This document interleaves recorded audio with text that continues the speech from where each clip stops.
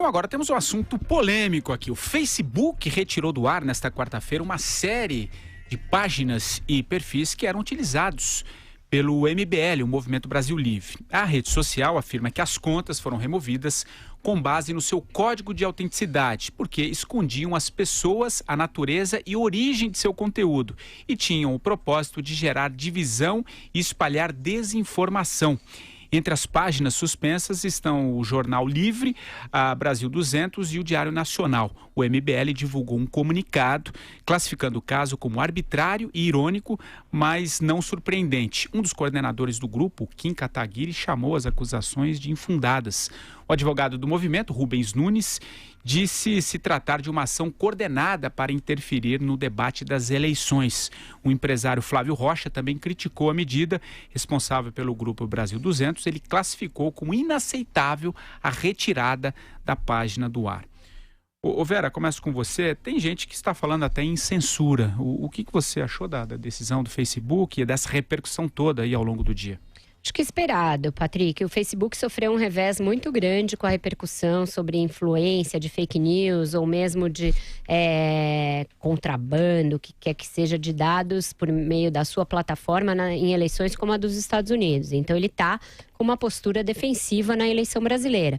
Ele anunciou previamente que seria mais restritivo e que tiraria essas páginas do ar. Aí a gente tem uma longa discussão sobre se isso é censura prévia ou não. Pode vir a ser. Mas essas páginas não atendiam aos critérios que eles anunciaram previamente, que usariam, que utilizariam. O MBL, ao se pronunciar dessa maneira, assume a autoria por essas páginas.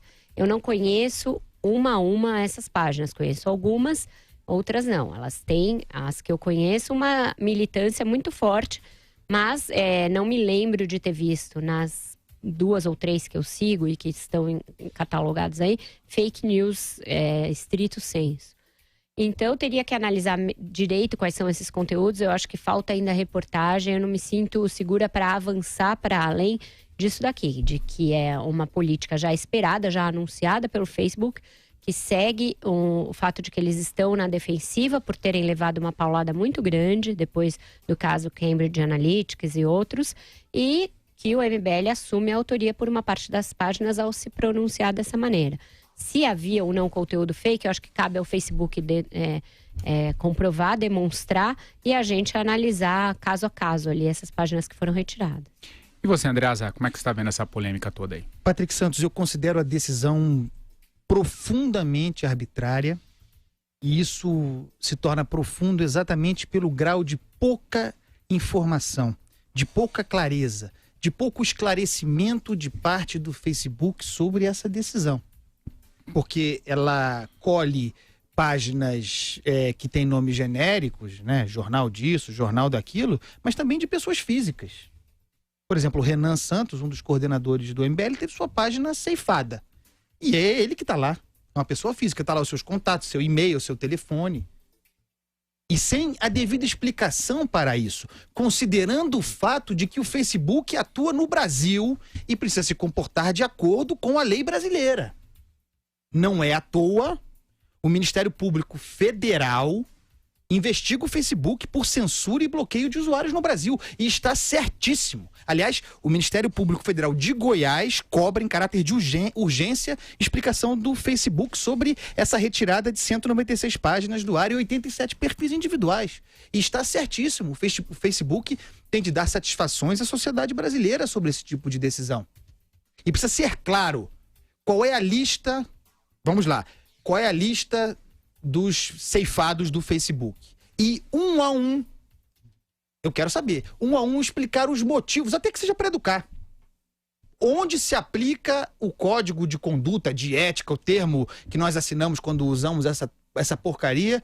Onde é que está lá dito o que se pode e o que não se pode fazer? E como essas regras, submetidas à lei brasileira, diga-se de passagem, justificam que se tire um perfil do ar? É algo que precisa ficar claro. Nós estamos entrando num período eleitoral e eu percebo uma atividade muito justiceira contra perfis associados à direita. Mas eu não vejo esse tipo de atividade com relação a grupos de esquerda. Fake news, ou o que esse pessoal chama de fake news, é produto exclusivamente da tal direita brasileira? E aí? Eu quero clareza sobre isso. O que você acha, Marcelo Madureira? É um assunto, ao mesmo tempo que ele é empolgante, ele é extremamente, complexo. Você tem que ver os dois lados da questão. Você tem que entender que o Facebook é uma plataforma que ela é de uso público, mas ela é de propriedade privada, né?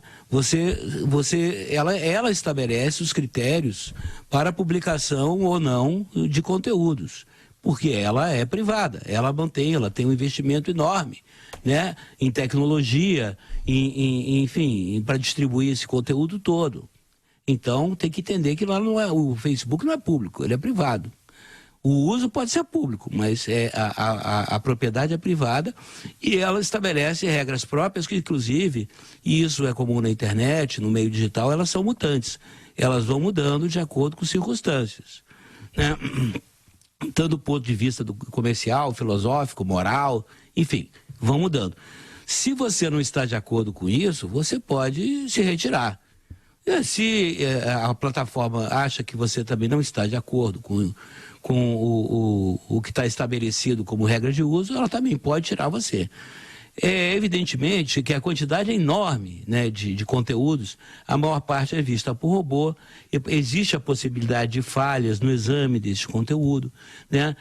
Você pode pedir, inclusive, recurso, revisão, quando você tem algum problema de suspensão ou de cancelamento, você pode pedir ao Facebook uma revisão que eles fazem aí não por robô, né, mas por pessoas, uma análise mais acurada.